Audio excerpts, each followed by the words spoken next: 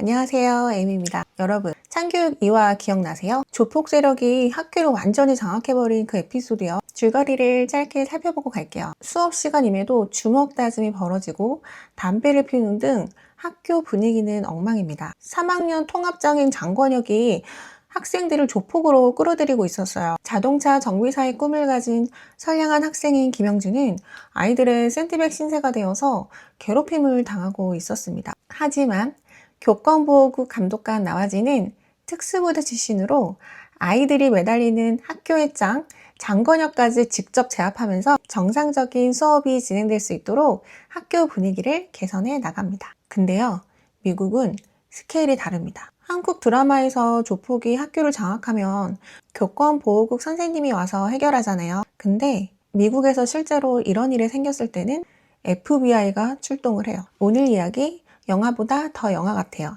시작할게요. 자, 먼저 MS-13이 어떤 조직인지만 짧게 짚고 갈게요. 미국에서 가장 악명 높은 깽단 중에 하나예요. 모토가 뭔지 아세요? 스페인어로 마타, 비올라, 컨트롤라. 직역하면 죽여라, 강간하라, 지배하라. 근데 이 조직이 학교 안으로 들어왔어요. 2016년 뉴욕 롱아일랜드. 원래 부촌 이미지가 강한 동네예요. 위대한 개츠비 배경이 되는 곳이기도 하고요. 저도 뉴저지 살 때 몇 번 가봤는데 진짜 아름다운 동네거든요. 근데 그 안에 브렌트우드라는 지역이 있어요. 중미 이민자 가정들이 모여 사는 조용한 주택가. 아메리칸 드림을 꿈꾸는 평범한 사람들의 동네예요. 여기서 믿기 힘든 일이 벌어집니다. 브렌트우드 하이스쿨. 학생 수만 4,000명이 넘는 대형 학교예요. MS-13은 교묘하게 파고들었어요. 중미에서 막 이민 온 학생들에게 먼저 다가가요. 영어도 서툴고 아는 친구도 없고 적응이 힘든 아이들한테요. 힘들지? 우리가 보호해줄게. 우리 형들이 있잖아. 처음엔 그냥 친구처럼 보여요.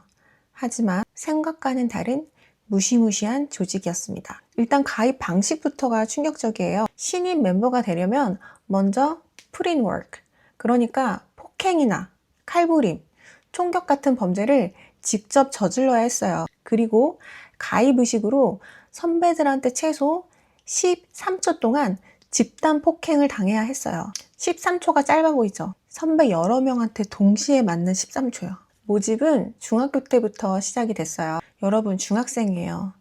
13살, 14살짜리한테 깽단에 들어와. 이렇게 하는 거예요. 그리고 거절하면요, 위협이 들어와요. MS-13은 학교 안에서 학생들한테 가입을 강요하고 거부하면 가족을 해치겠다고 협박을 했어요. 브렌트우드 하이스쿨 신입생이 버스 정류장으로 걸어가는데 차 한 대가 세우더니 입고 있던 하늘색 티셔츠를 빼앗아서 불태워버렸어요. 그리고 이렇게 말했어요. 야, 그 색깔 다신 입지 마. 왜냐면 하늘색이 경쟁 깽단의 상징의 색깔이었거든요. 학교 가다가 옷 색깔 잘못 입었다고 협박당한 거예요. MS-13은 마약 거래는 기본이었어요. 학교 화장실, 복도, 심지어 수업 중에도 거래가 이루어졌어요. 같은 학교 학생 조셉 헤나, 18살. 깽단 규칙을 어겼다는 이유로 살해를 당했어요. 시신이 숲속에서 발견됐는데 뼈에 잔혹한 칼자국과 둔기 자국이 가득했어요. 또 다른 피해자 오스카 아코스타. 손발이 묶인 채로 옷으로 입을 막고 차 트렁크에 실려서 숲으로 끌려갔어요. 아직 살아있는 상태에서 깽단 멤버들이 돌아가면서 마체테로 찍었어요. 여러분, 마체타가 어떤 칼인 줄 아세요? 정글에서 쓰는 어마무시한 칼이에요. 이게 다 학교와 근처 동네에서 벌어진 일이에요. 몇 달 동안 히스패닉 아이들과 청년들이 브렌트우드에서 조용히 사라지고 있었어요. 근데 아무도 몰랐어요. 실종 신고가 들어와도 경찰은 그냥 가출한 거겠지 하고 넘겼어요. 학교가 장악된 게 아니라 동네 전체가 장악이 된 거예요. 이 학교에 두 친구가 있었어요. 카일라 쿠에바스. 활발하고 감각 양약 스타일. 농구를 좋아했고 나중에 경찰이 되고 싶다는 꿈이 있었어요. 억울한 거 못 참는 성격. 니샤 미켄스. 15살. 케일라와 어릴 때부터 단짝 친구. 의사가 꿈이었어요. 이 둘은 항상 붙어 다녔어요. 카일라는 학교에서 MS-13 멤버들이 후배들을 괴롭히는 것을 보고 그냥 못 넘겼어요. 맞서다 보니 갈등이 생겼고 그게 소셜미디어로 번졌어요.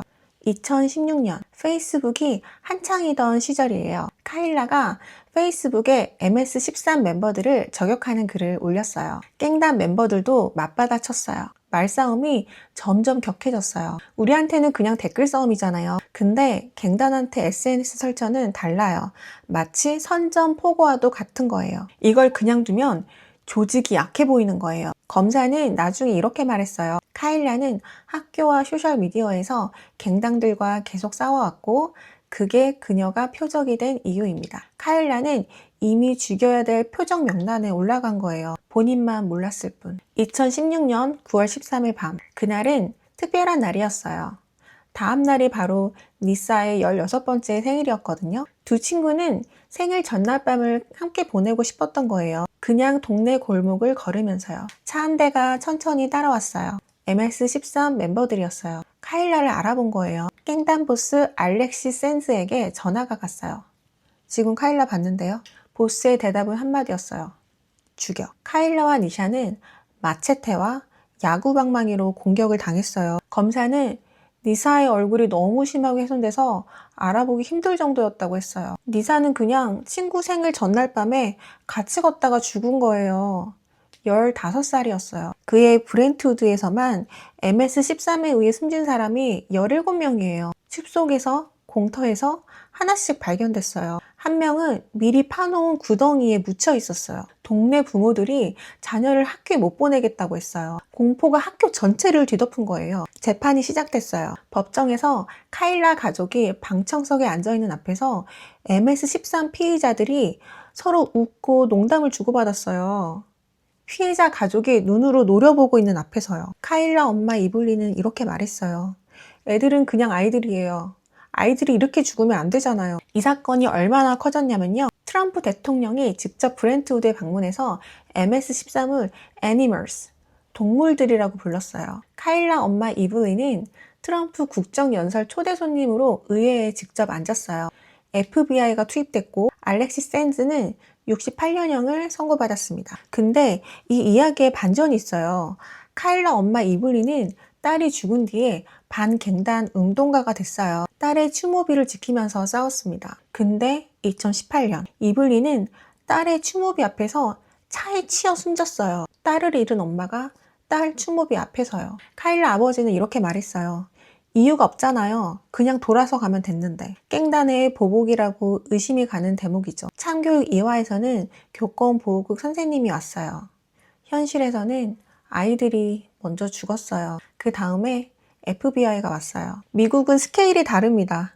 근데 학교가 무너지면 아이들이 희생된다는 거는 한국이랑 똑같아요. 다음 편도 가져올게요. 댓글로 어떤 에피소드 보고 싶은지 알려주세요. 그럼 다음 영상에서 뵐게요.